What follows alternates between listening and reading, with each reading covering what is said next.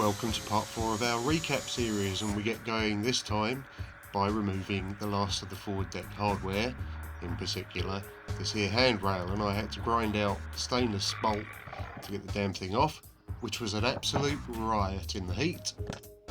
But with our trusty angle grinder and a little bit of brute force, we soon got that stripped bolt out of the way. And with that, the job was done.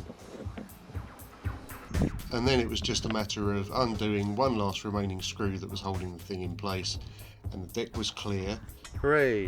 So that we could move on to some slightly more fun stuff. Thank you, darling. There's a lot of stress cracks and impact damage on the pointy end of the boat, which isn't too unusual, and I decided it was time to see just how good our new blue gel coat would go patching the cracks. So a bit of grinding and a bit of cleaning and a bit of mixing, and we'll see exactly how far we can get.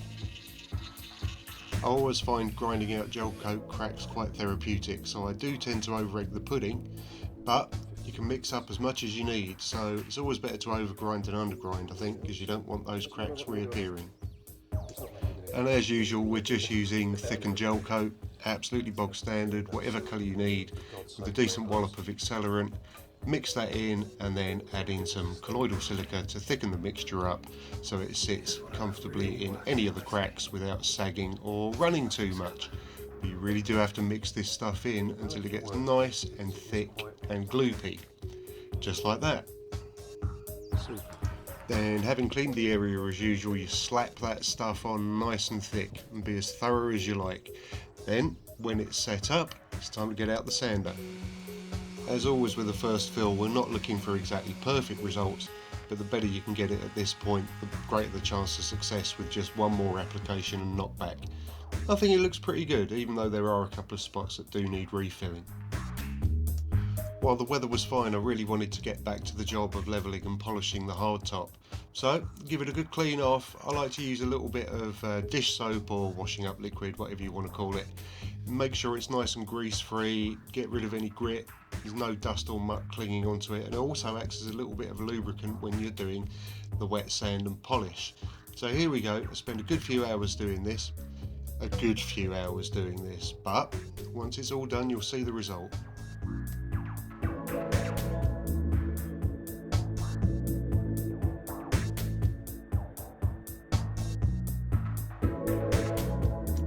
Patience really is the key virtue when you're sanding and polishing for a flat surface, so take your time. Keep the pad flat, keep the surface wet, don't focus too much on one area, just take your time, enjoy it as much as you can, and you'll get there in the end.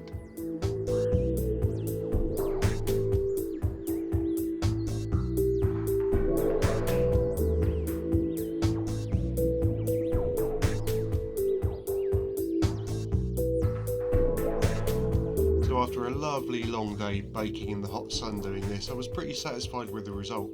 I didn't wax it in because I thought I might need to come back and deal with a couple of high spots, but nonetheless it looks pretty good. I'm really pleased with it. Smooth. A few days later, and Charlotta joined me on the boat, and her job for the day was to grind out the duff screws on the forward cabin peak roof and remove it so we could give the underside a good clean and reattach it once we cleaned up its edges and its inside. It really was in a little bit of a state, so this was a job that definitely needed doing, and as always, wifey attacked it with vim and vigour. So after a damn good clean, Charlotta then ground out the last of the remaining screws and patched the holes with some of our patented thickened gel coat, and the result was absolutely magnificent.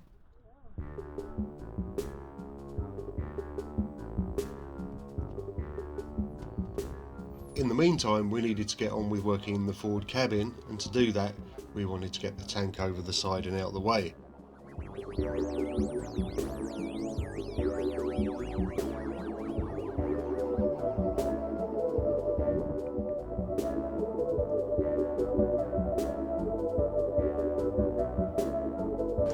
So while Charlotta was continuing with some reshaping work on the hull, I decided it was time to sort out the chain locker, and that meant cleaning up and glassing in this weird timber that was on the bow. The towing hook goes through it, that's already been removed. So I glassed that in and put some fresh putty in the bottom because I didn't like the way water was going to gather down there, and then slap on some delicious fresh spanky white gel coat, and in the end I think it looked pretty good.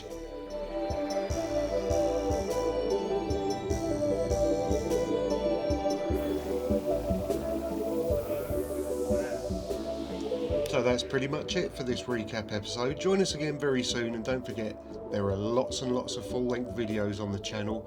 Leave us a thumbs up, and if you're feeling particularly generous, why not give the old subscribe button a bit of a wallop too. We'll see you again very soon.